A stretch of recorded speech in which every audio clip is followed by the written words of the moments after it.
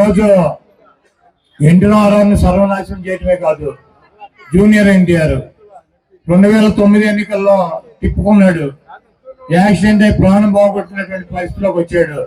అతను కొడుకు పప్పుగాడు, ఈ తుప్పుగాడి కొడుకు పప్పుగాడు ఉన్నాడు లోకేష్.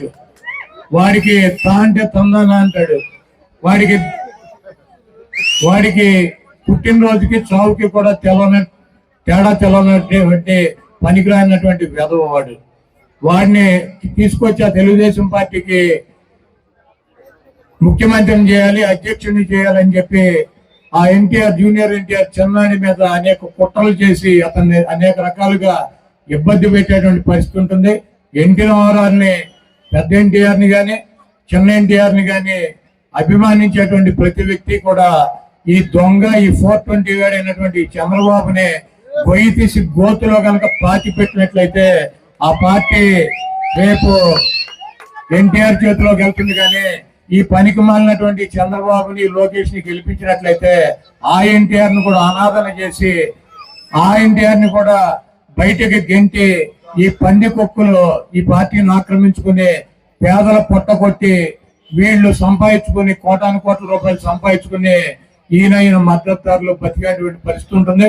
కాబట్టి ఎన్టీ రామారావు నిర్మాణించేటువంటి ఎన్టీఆర్ అభిమానులు కావచ్చు, రాజశేఖర రెడ్డి గారు నిర్మాణించేటువంటి రాజశేఖర రెడ్డి గారి అభిమానులు కావచ్చు, గౌతులచ్చన్న గారు చూపించినటువంటి మార్గంలో నడిచేటువంటి వ్యక్తులు కావచ్చు, డాక్టర్ బిఆర్ అంబేద్కర్ గారు చూపించినటువంటి ఆయన చూపించినటువంటి దారిలో నడిచేటువంటి జగన్మోహన్ రెడ్డి గారికి మనందరం కూడా మద్దతు ఇవ్వాల్సినటువంటి అవసరం ఉంది.